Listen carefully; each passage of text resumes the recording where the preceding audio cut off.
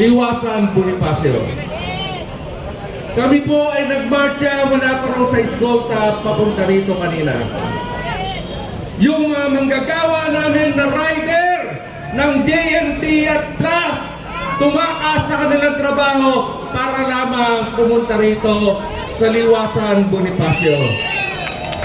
Dahil dito namin nakita yung tunay na zona ng sambayang Pilipino.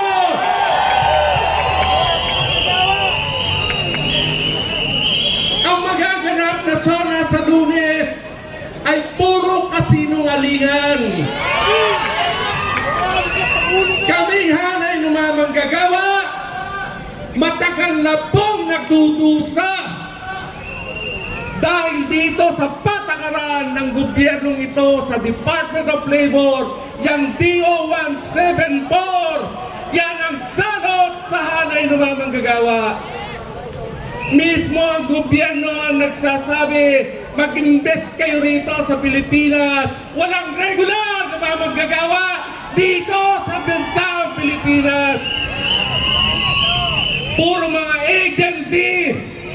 Nandito po yung biktima ng mga agency, yung mga manggagawa ng Ligo. At dito, gumagawa ng Ligo Sardines. Dito na sila tumanda sa kanilang factory.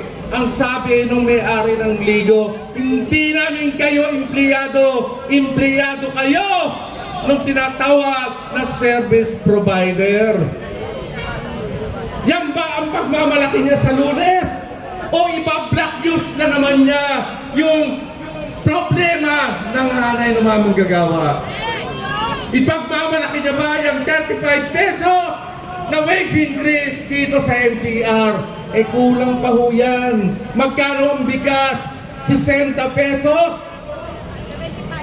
Pagkatapos, para tayo nagmamalimos, pumila kayo sa Kadiwa, magkano ang bigas? 29. At meron pang kondisyon, 5 kilo hanggang 10 kilo. Kakasabayan sa araw-araw pangangailangan ng sambayan ng Pilipino. Di ba hindi?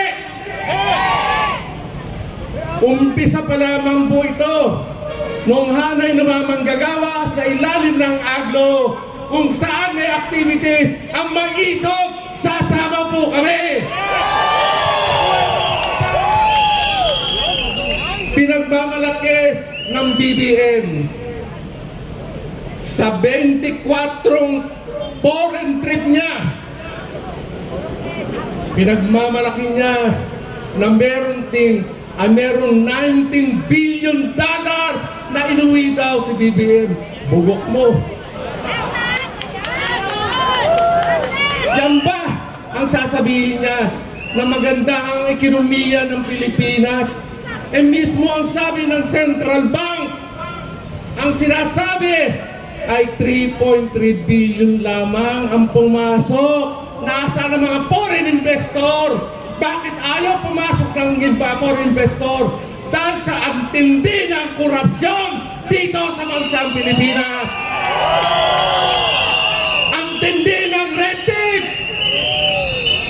Paano mag-i-invest ang mga foreign investor kung maraming magnanakaw dito sa atin? Saan patungo ang bansang Pilipinas? Nakaamba ang gera. Ayaw natin ng gera. Yan po. Kaya kami nananawagan sa sambayan ng Pilipino. Ituloy-tuloy lang po natin ito. Baka ang Malacanang ay tuluyan ng bumaba sa kanyang pwesto.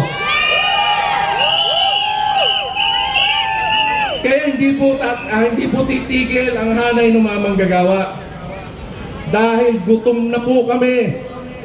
Yang 610 na yan plus 35 ay hindi po magkakasya sa araw-araw namin pangangailangan. Pamasahe lang po magkano.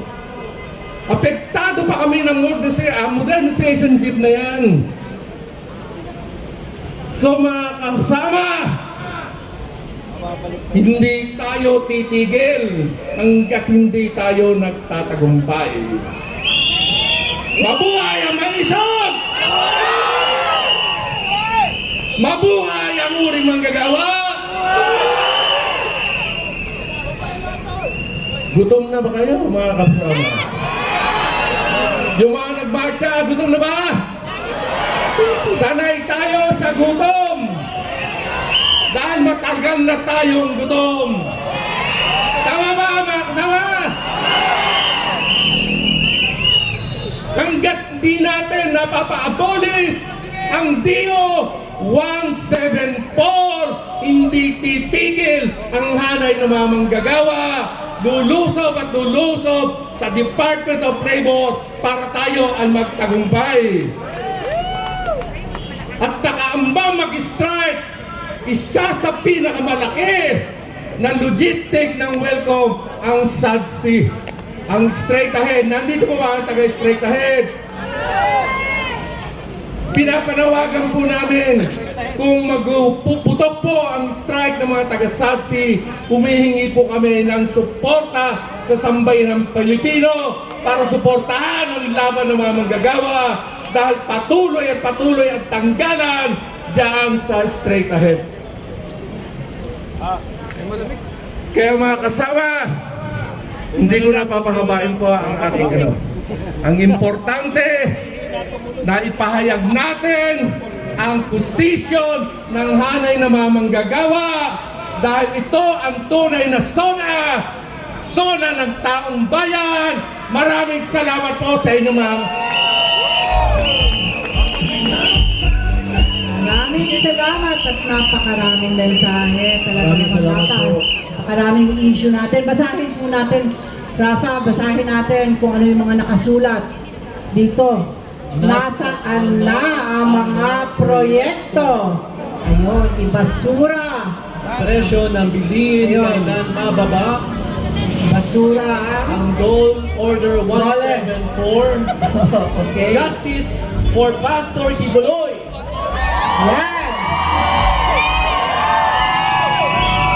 Of course, protect Duterte. Ayan. Babasahin natin yung mga iba. Okay. Okay. Ayuda pa more. Ayuda pa more. Okay. Gusto ko lang pong matanong. BBM resign! Siyempre! Siyempre! Miss Lee, Okay. gusto ko lang matanong ang ating mga kamaisog at mga kasama. Okay. Bayad ba kayo na kayo ay pumunta dito ngayon? Sino magbabayad? Wala tayong pera. Okay. Alright. Sino ang ating next? Okay. Ang tindi na po ng ating mga problema. Kaya pasensyahan na natin ang ating mga sarili na pinag-uusapan natin dito ang problema. Pero mamaya, sigurado, masasabi at makikita natin ang solusyon. Ganon? Oo. Meron? Anong solusyon? Ah, solusyon! Anong solusyon? Okay, let's call on our next speaker para po i-represent ang sentimiento ng Transport Group, ang Bus Transport Alliance na pangunguna